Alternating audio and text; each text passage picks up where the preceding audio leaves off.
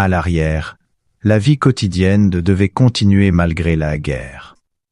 Dans les villes, les femmes assurèrent le fonctionnement des services essentiels. Elles travaillèrent dans les transports, les bureaux de poste, les écoles, les administrations et les commerces. Certaines devinrent conductrices de tramways, factrices ou employées municipales, occupant des fonctions jusque-là presque exclusivement masculines. En même temps, elles durent gérer la vie familiale dans un contexte d'incertitude permanente. Elles s'occupaient des enfants, administraient les finances du foyer et tentent de maintenir une forme de normalité malgré les pénuries, les lettres rares du front et l'angoisse constante. Leur rôle psychologique était fondamental. Elles maintenaient la cohésion sociale et l'espoir dans une société fragilisée par la guerre. Cette mobilisation de l'arrière fut déterminante pour la résistance du pays.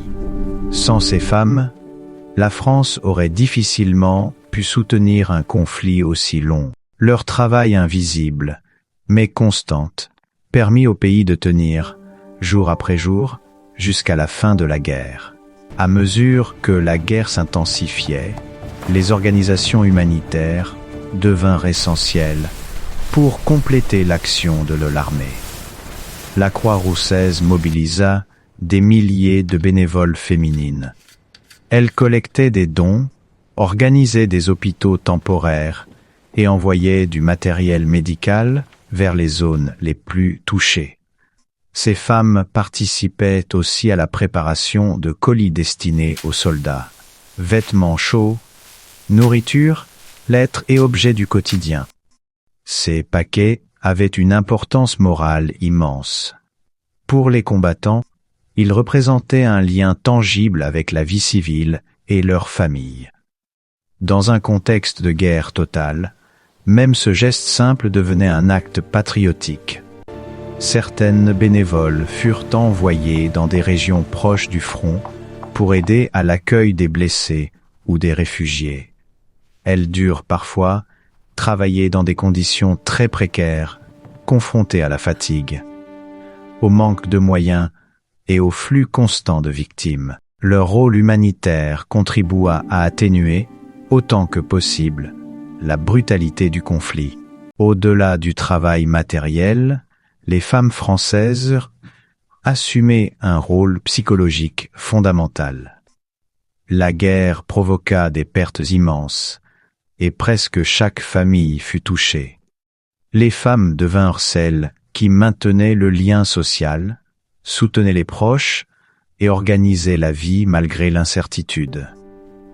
Elles écrivaient quotidiennement aux soldats, entretenaient la correspondance familiale et tentaient de préserver une forme d'espoir. Lorsque les lettres cessaient d'arriver, elles devaient affronter l'angoisse du silence. Beaucoup reçurent des télégrammes annonçant la mort ou la disparition d'un mari, d'un fils ou d'un frère. Elles devaient alors seules le deuil, tout en continuant à assurer la survie du foyer. Cette dimension invisible de la guerre fut pourtant essentielle. En maintenant la stabilité familiale et morale, ces femmes participèrent intégralement à la résistance du pays. Leur capacité à continuer, malgré la peur et la tristesse, fut une forme de courage aussi réelle que celle du champ de bataille.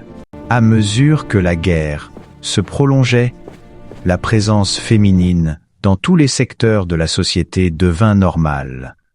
Les femmes avaient prouvé qu'elles pouvaient travailler dans l'industrie lourde, gérer des exploitations agricoles, conduire des SPU publics ou participer aux avancées scientifiques.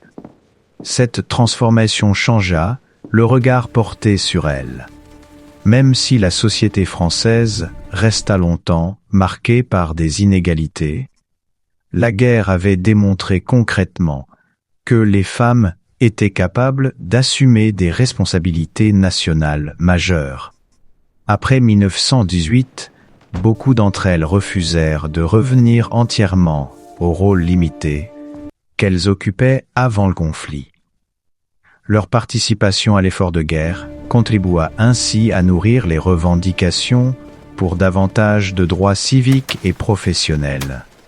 La Première Guerre mondiale ne donna pas immédiatement l'égalité aux femmes françaises. Elle marqua un tournant décisif dans leur reconnaissance sociale. Lorsque la guerre prit fin en novembre 1918, la France célébra la victoire, mais le pays restait profondément marqué par les pertes humaines et matérielles. Dans cette reconstruction difficile, le rôle des femmes continua d'être crucial. Elles participèrent au retour à la vie civile, à la réorganisation économique et à la mémoire collective du conflit. Pourtant, beaucoup de leurs contributions restèrent longtemps sous-estimées. Elles n'étaient ni des généraux, ni des soldats décorés, mais sans elles, la France n'aurait probablement pas pu soutenir une guerre aussi longue. Leur travail dans les champs, les usines, les hôpitaux, les bureaux et les familles forment un pilier invisible de la résistance nationale. Aujourd'hui, les historiens reconnaissent de plus l'importance de ces femmes. Dans l'histoire de la Grande Guerre, elles ne furent pas seulement des témoins du conflit, mais des actrices essentielles de la survie du pays. Leur histoire rappelle que, derrière chaque front militaire, existe toujours un front humain, souvent porté par celles dont le courage reste silencieux.